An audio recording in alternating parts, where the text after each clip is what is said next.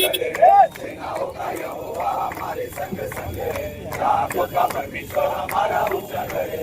यीशु तेरा नाम सबसे ऊंचा है, यीशु तेरा नाम सबसे। देखिए, पिछले कुछ दिनों से जोन 1 मुमरा, कलवा, दीवा, डाइगर, सील इस विभाग में क्रिश्चियन समाज के लोगों के ऊपर कहीं ना कहीं अत्याचार बढ़ा है, जिसके विषय में हम बार बार पुलिस प्रशासन को बता रहे हैं। मुमरा चौकी, डाइगर चौकी या संबंधित जो भी विभाग है उनको हम बता रहे हैं, लेकिन अब तक लगभग कई महीने बीतने के बाद में भी कोई कार्रवाई ना होने पर क्रिश्चियन समाज के अंदर एक आक्रोश है। आज कुछ संख्या में क्रिश्चियन समाज के लोग यहाँ पर मुमरा पुलिस चौकी में आकर निवेदन देने के लिए आए हैं।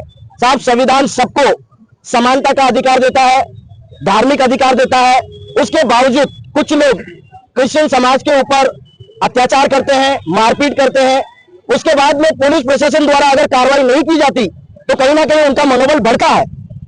पिछली 17 तारीख को हमारे एक भाई है अलाट, जो यहाँ पर खड़े हुए हैं, ये दीवा वेस्ट में अपने किसी पहचान वाले के पास में प्रार्थना कर घर से बाहर निकल रहे थे।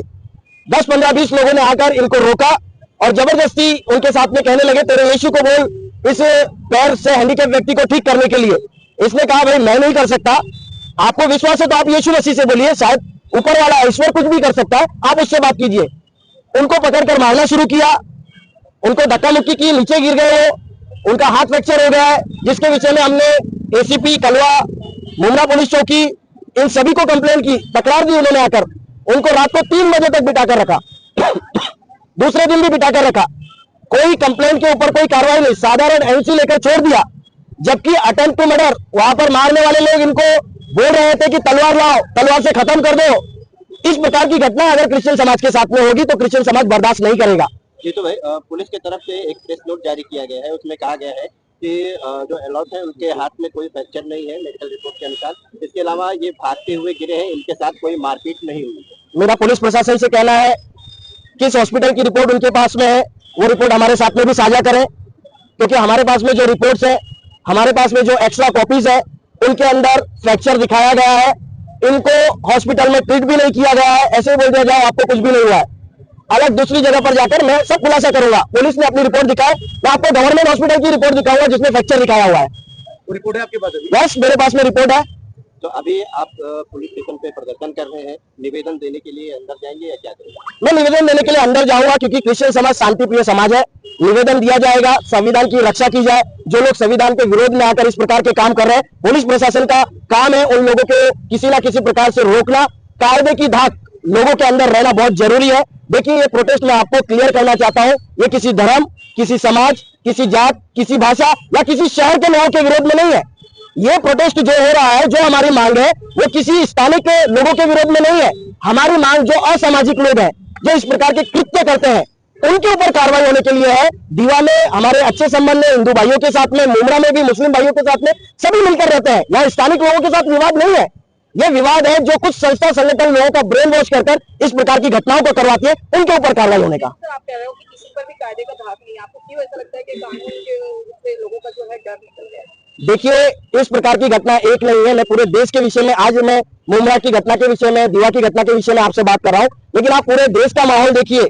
क्रिश्चियन समाज, अल्पसंख्यक समाज को किस प्रकार से प्रताड़ित किया जा रहा है, उनकी आराधनाओं को रोका जा रहा है, उनके जो मान्यता है, जो विश्वास है, उनको कहीं ना कहीं घात किया जा रहा है, जिसके विषय में विभिन्न रीति से अलग अलग जगहों पर जाकर कंप्लेंट की जाती है, लेकिन उन पर उस प्रकार का काम ना होने की वजह से इस प्रकार के लोगों को ताकत मिली हुई है। और ये लोग आज हमको घर के बाहर मार रहे हैं, कल ये घर के अंदर घुसकर भी हमारी बहन बेटियों को नहीं छोड़ेंगे।